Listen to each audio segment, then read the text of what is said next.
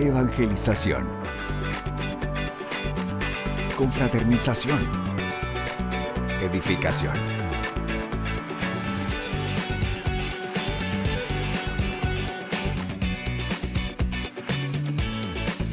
Únete a los que cambian el mundo, una persona a la vez, en La Guía Juvenil. Dios les bendiga. Saludamos este día a los pastores, supervisores y líderes juveniles que semana a semana están en sintonía de este programa, La Guía Juvenil. Les animamos también a que puedan estar siempre pendientes de las diferentes plataformas y de esa manera juntos aprender de la palabra del Señor. En esta ocasión, mi nombre es Marcos Orellana y tengo el privilegio de estar acá con nuestro pastor Jonathan Medrano de nuestra iglesia Elim en Santa Ana.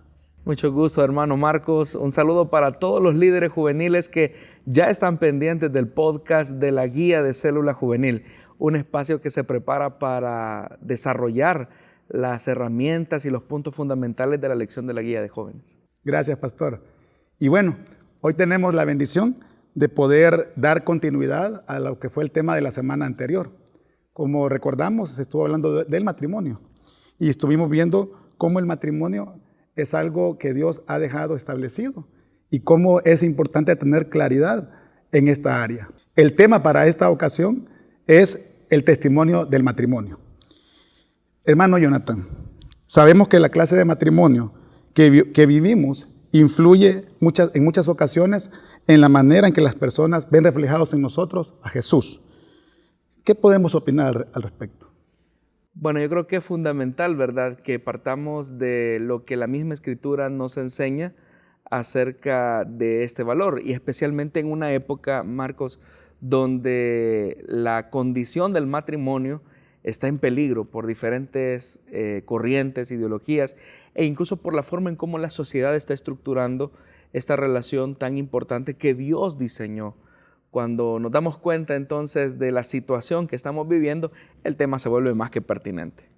Sí, y creo yo que aquí es importante donde podemos ver de que muchas veces el testimonio que tengamos nosotros en nuestro matrimonio va a influir de manera positiva o negativa para los que están alrededor de nosotros. Vamos a leer en esta ocasión la lectura que nos corresponde, en la cual está en el libro de Efesios, capítulo 5, del 21 al 26. La Escritura dice de la siguiente manera: sométanse unos a otros por reverencia a Cristo. Esposas, sométanse a sus propios esposos como al Señor. Porque el esposo es cabeza de su esposa, así como Cristo es cabeza y salvador de la iglesia, la cual es su cuerpo. Así como la iglesia se somete a Cristo, también las esposas deben someterse a sus esposos en todo.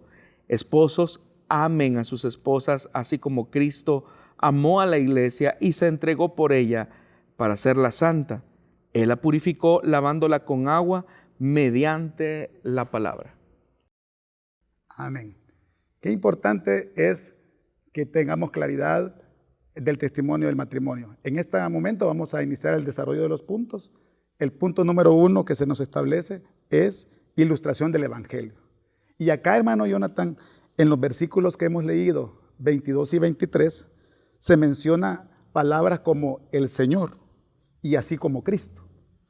¿Cómo el matrimonio, hermano Jonathan, está asociado a la figura de Cristo y la iglesia? Muy buena pregunta, Marcos. Creo que hay un elemento importante en esta construcción que vamos teniendo acerca del matrimonio, porque como también incluso en un estudio, si no soy mal, del trimestre anterior se hablaba que el matrimonio es una parábola viviente de la relación que existe entre Cristo y la iglesia. ¿Por qué razón? Porque a pesar de que el matrimonio tiene como finalidad, como lo vamos a ver más adelante, la unidad entre un hombre y una mujer unidos en este lazo tan importante, los esposos deben de reflejar a sí mismos el carácter de Jesús en el trato que tienen hacia sus esposas. Y las esposas deben de reflejar el carácter de la iglesia en la relación que tienen con sus maridos. Esto es fundamental porque a la hora de relacionarnos, y aquí esto puede servir mucho en las células juveniles, que les preguntemos a nuestros muchachos cuál es la idea que tienen del matrimonio o del hogar. Y tal vez, hermano Marco, usted notará que muchas de las expresiones que se usan alrededor del matrimonio es que el matrimonio es el único lugar donde se duerme con el enemigo, o el matrimonio es como el demonio, dicen, o el matrimonio es el único lugar donde tienes que convivir con la persona que más complicada te hace la vida. Y todas estas cosas pareciera describir a la relación del matrimonio como que si fuese una expresión de tormento o de infierno bajo el techo del hogar. Pero en realidad, si somos honestos y volvemos al modelo bíblico, vamos a notar entonces que la expresión y la relación que existe entre un hombre y una mujer debería de manifestar la relación que existe entre Cristo y la iglesia. Es decir, que cada hogar debería de ser un pedacito de cielo para cada uno de los hijos, por ejemplo, que viven bajo la tutela del esposo y de la esposa. Y ahí es importante, Marcos, que podamos comprender el rol que Dios le ha entregado tanto al hombre como cabeza y a la mujer como ayuda idónea para ese esposo. Porque alrededor de estos puntos es donde han existido muchas malas interpretaciones de lo que significa ser cabeza, y especialmente con una corriente o una cultura ideológica que hace ver al hombre como déspota y a la mujer que tiene que emanciparse y liberarse. Entonces se va deformando poco a poco los conceptos bíblicos, y en buena parte se debe a que hemos mal utilizado algunos pasajes de la Biblia como este. Sí, y yo creo también de que en la actualidad el matrimonio, en el caso de los jóvenes, muchas veces no se le da el valor que tiene. Muchas veces le huimos al compromiso y se le huye al matrimonio. Muchos en nuestra sociedad actual, la mayoría a veces está esperando a ver realmente, ¿verdad?, en qué momento casarse. Yo no sé si usted se acuerda que hace algunas décadas atrás las personas iniciaban una relación de matrimonio a muy temprana edad, en la década de los 20, por ejemplo, cuando un muchacho ya tenía 24 o 25 años, formalizaba una relación de matrimonio con su prometida, con su novia. Y hoy pareciera ser que los jóvenes están optando por postergar el compromiso, pero no es tanto que no convivan con el sexo opuesto, sino que se están uniendo en lo que se conoce como uniones libres y lo que la Biblia claramente llama una relación de fornicación. Y es ahí donde tenemos que rescatar entonces el primer aspecto importante de esta realidad. Porque cuando una persona decide comprometerse con otra, está manifestando un compromiso de amor y de respeto hacia esa persona que ha elegido. Y los jóvenes tienen entonces la responsabilidad de discernir espiritualmente y entender que una decisión tan importante como lo es el matrimonio merece toda la seriedad y la dignidad del caso. Amén, hermano pastor. Una segunda pregunta sería, si Cristo amó a la iglesia y se entregó un sacrificio, ¿la iglesia en la actualidad corresponde a ese amor? Es una muy buena pregunta, porque en realidad es una relación en la que el esposo, la cabeza o el futuro esposo de la iglesia, Jesús, va modelando el carácter de la iglesia. Es decir, que no es una relación perfecta, porque la iglesia la componemos los seres humanos, pero llama bastante la atención que Jesús tiene mucha paciencia con la iglesia, la va modelando en su carácter, y ese es un valor importante especialmente para los jóvenes, porque cuando emprenden una relación como es la del matrimonio, hay muchas expectativas altas. Es decir, los jóvenes se crean ilusiones o expectativas demasiado elevadas acerca del matrimonio, acerca de la persona con la que se van a casar, y eso coloca una carga bastante pesada a la relación que el matrimonio no puede soportar. Entonces, es ahí donde, por ejemplo, hay muchachos que dicen, bueno, si yo me casé con esta joven y la conocí como una princesa, pero se ha convertido en una bruja. O, por ejemplo, besé a este príncipe y resulta ser que se convirtió en sapo. Entonces, ¿en qué estuvo la transformación? Lo que sucede es que te casaste con expectativas demasiado irrealistas. Y Jesús entendió perfectamente que al comprometerse con nosotros veníamos con una cola muy larga, utilizando esa figura metafórica del matrimonio. Y es que tenemos muchas cosas que venimos arrastrando, y que Jesús, con mucha paciencia, con mucha tolerancia, nos va ayudando a comprender y a entender y a restaurarnos. Entonces, el matrimonio no se trata de lo que la otra persona me va a sumar a mí o de cómo aquella persona me va a hacer feliz a mí, sino que el matrimonio se trata de cómo yo sumo a mi pareja, cómo yo puedo ayudarle a ser mejor cada día. Y eso pues requiere, Marcos, de mucha paciencia, eso requiere de mucha armonía, requiere también de un entendimiento, y la clave fundamental es que todo esto se hace en amor. Cuando Jesús, por ejemplo, carga con nuestras debilidades, con nuestras deficiencias, lo hace con amor. Entonces, si los matrimonios comenzaran entendiendo que me voy a casar con un pecador o con una pecadora a la que Dios me demanda que tenga paciencia y tenga amor, yo creo que los problemas se atenuarían un poco. Definitivamente. Creo que acá está una clave muy importante de lo que usted menciona, y es tener a Dios en el centro siempre de este matrimonio. Pasamos al punto 2, el cual se denomina esposas y esposos. En la lectura que hemos realizado, en los versículos 24 y 25, se menciona que las esposas deben someterse a los esposos como al Señor, y los esposos deben amar a sus esposas como Cristo amó a la iglesia.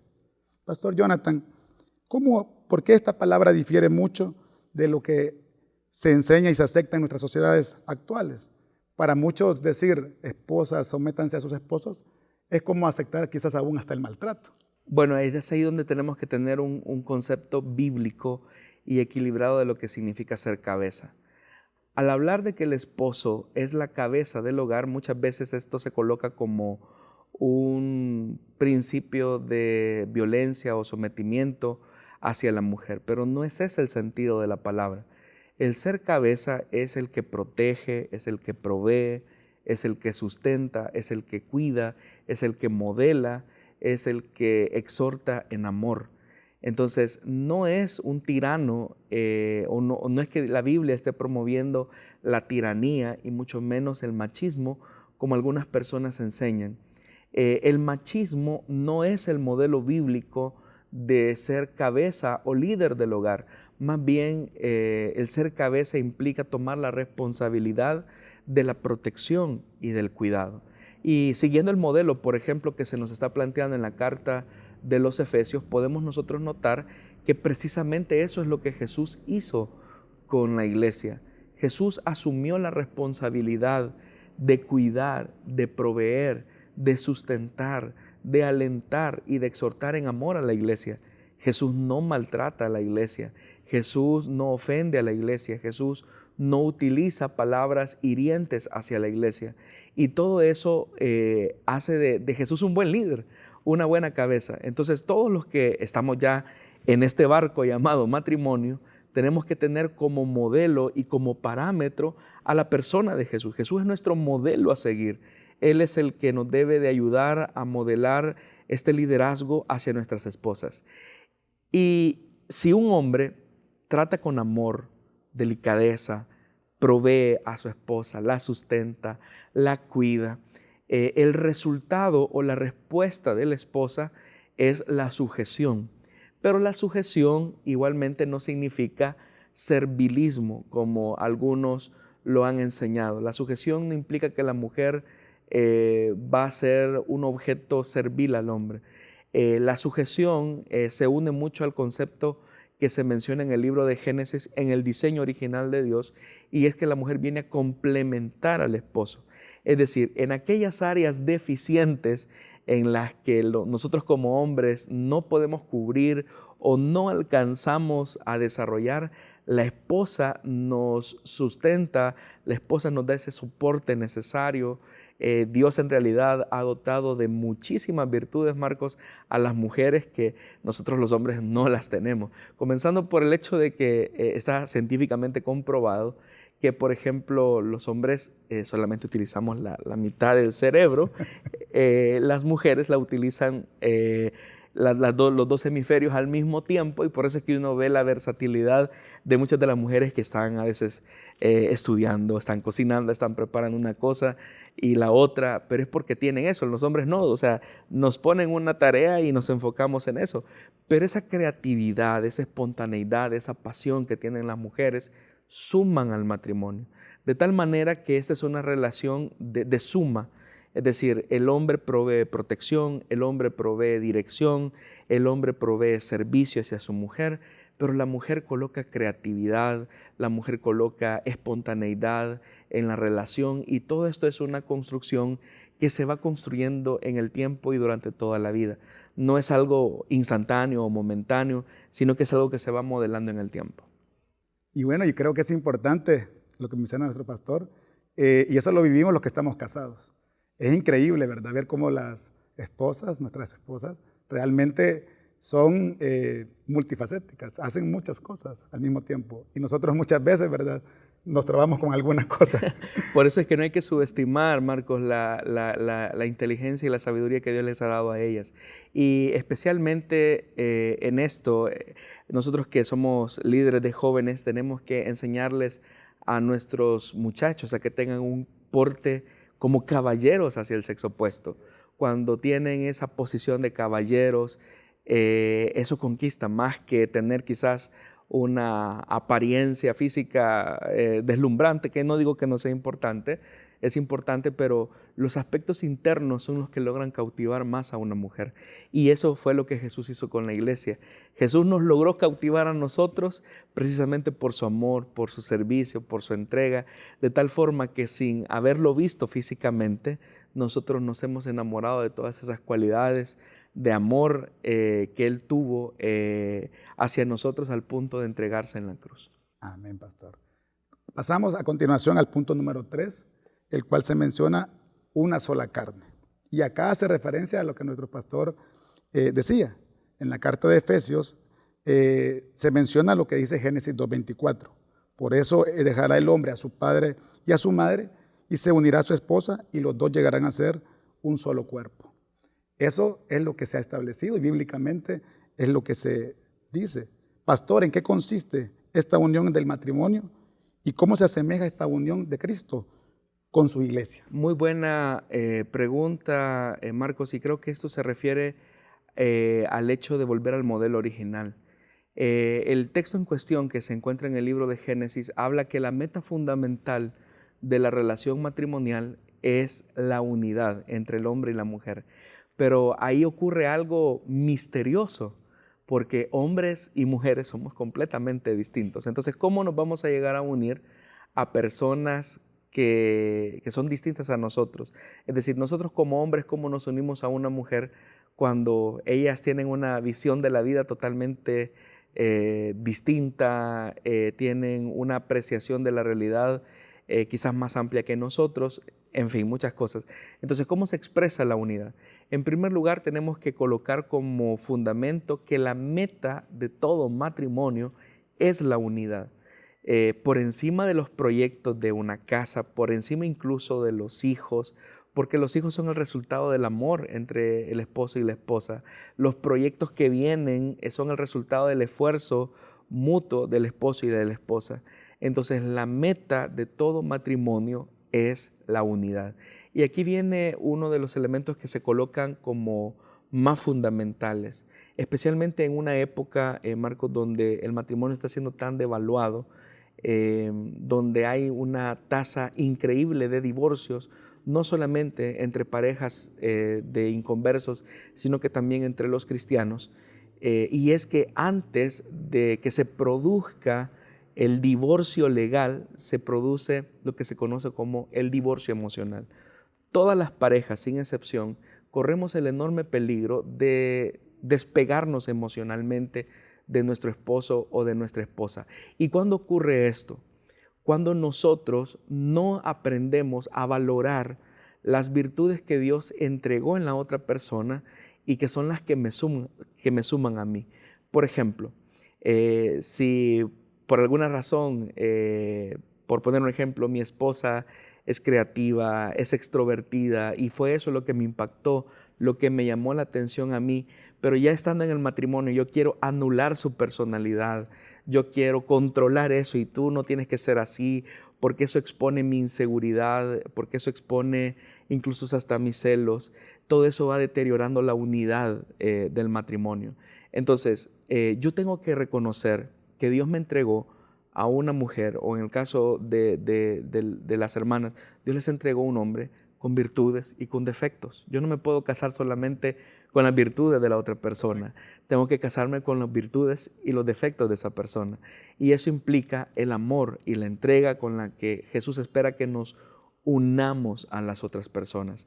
Entonces, como decía en alguna ocasión un predicador, él decía, cuando andes de novio, abre bien los ojos, pero cuando estés casado, ciérralos bien, porque precisamente eso es lo que va a lograr construir una relación significativa.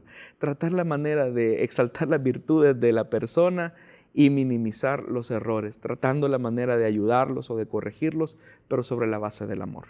Amén, pastor. Definitivamente. Y yo creo que eso se vive en cada uno de los matrimonios, más cuando se está comenzando, ¿verdad? Donde a veces, ¿verdad? Dice uno, esto yo no lo conocía o esto, ¿verdad? Para mí es algo nuevo, pero como usted lo ha dicho bien, siempre es importante saber de que nuestra esposa, nuestro esposo, tendrá siempre virtudes y defectos, claro, los cuales tenemos que amar. Para ir cerrando ya la enseñanza, ¿por qué el matrimonio es un reflejo de lo que sucederá en el futuro a los cristianos, pastor? Bueno, esto es interesante.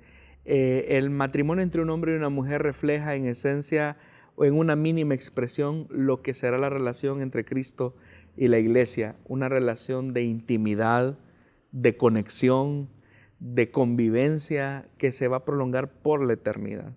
Entonces, no hay persona más cercana a nosotros, en el caso del hermano Marco, en el caso de mi persona, que nuestras esposas, es decir, las personas que nos acompañan en todo este viaje de la vida, que conocen nuestras virtudes, nuestros defectos y todo lo demás. Entonces Jesús precisamente planea una relación a largo plazo con nosotros, no por mientras estemos acá en la tierra, sino que es una relación que se extiende incluso hasta en la eternidad. Es tanto el deseo de Dios por cultivar una relación con sus escogidos, que precisamente la planeó o la diseñó en un lenguaje que nosotros lo podemos entender. Por eso es que en el libro de Génesis se abre con una relación de matrimonio y el libro de Apocalipsis termina con el matrimonio de Cristo y la iglesia, porque es una convivencia que se va construyendo en amor, es una convivencia que Dios desea que se construya sobre la base de los principios, como del amor sincero al Padre. Todo eso entonces va uniéndonos a Cristo, de tal manera que cuando las Escrituras nos dicen que nosotros vamos a ser modelados a la imagen y a la estatura del varón perfecto, eso también implica una realidad que entre los seres humanos vivimos. Hay matrimonios que se logran consolidar también, que por ejemplo las personas dicen, es que él se parece mucho a ella o ella se parece mucho a él, pero es porque la convivencia, la intimidad, la conexión emocional ha logrado permear el carácter en el uno y en el otro, al punto que ese carácter se va fundiendo en esa unidad. Eso precisamente es lo que Cristo quiere hacer con la iglesia, que nosotros nos parezcamos un poquito más a Él y que cuando la gente nos vea a nosotros, no nos vean a nosotros en sí, sino que vean la imagen de Jesús modelada en nuestro carácter. Qué importante eso, porque eso nos lleva ya a la aplicación de lo que es la enseñanza. Antes de iniciar la vida matrimonial, debemos comprender qué clase de relaciones tenemos y así vamos a ver si seremos esposas y esposos que daremos testimonio. Yo creo que este es el desafío, Pastor Jonathan, que queda para la juventud, de que no tengamos miedo al matrimonio, de que no huyamos al compromiso, de que tomemos siempre a Dios, que sea el centro de nuestro hogar, de nuestra relación, y eso nos va a llevar a que nuestros matrimonios puedan ser bendecidos y de esa manera ambos salir adelante. Creo yo que es una buena oportunidad para animar a aquellos que todavía están pensando si se casan o no. O también, ¿verdad?, que vean modelos de matrimonios que están sirviéndole al Señor. Hay una cosa que vamos a descargar a los muchachos y es que matrimonios perfectos no existen. No existen relaciones perfectas, no existen. Pero sí pueden haber matrimonios saludables. Y ese es un compromiso que parte por el hecho de que tú, desde antes, hoy que eres soltero, aprendas a valorar al sexo opuesto. Si eres un caballero, eres un joven, comienza a ver al sexo opuesto con dignidad, con mucho respeto, en el trato que tú tienes hacia ellas, que muestres la mejor versión de ti, pero no solamente porque estás en una etapa de cortejo, sino que en realidad refleja el carácter de Cristo en la forma en cómo tratas a las personas. Y termino con algo que siempre me recuerda mucho el día que mi esposa me dijo que sí frente al altar, y es que cuando estábamos haciendo los votos, recuerdo que el pastor que ofició la boda, que fue el pastor Mario Vega, él dijo lo siguiente, al momento de entregarnos los anillos: que tu amor sea sin fin por esta mujer como este aro y consistente como el material del que está hecho. Y eso precisamente es lo que busca Dios al establecer una relación de matrimonio. Amén, Pastor Jonathan. Gracias por esta enseñanza que nos ha compartido. Creo yo que hemos aprendido, hemos sido edificados, y cada uno de estos consejos los podemos transmitir esta semana en las células juveniles. Animamos siempre a nuestros pastores, supervisores, líderes juveniles a que sigamos animando, motivando a la juventud, y de esa manera pues sigamos haciendo crecer el Evangelio. Dios les bendiga.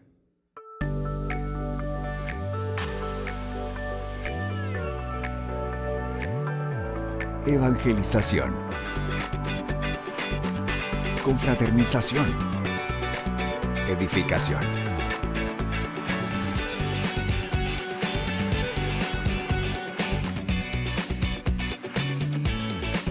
Únete a los que cambian el mundo, una persona a la vez, en La Guía Juvenil.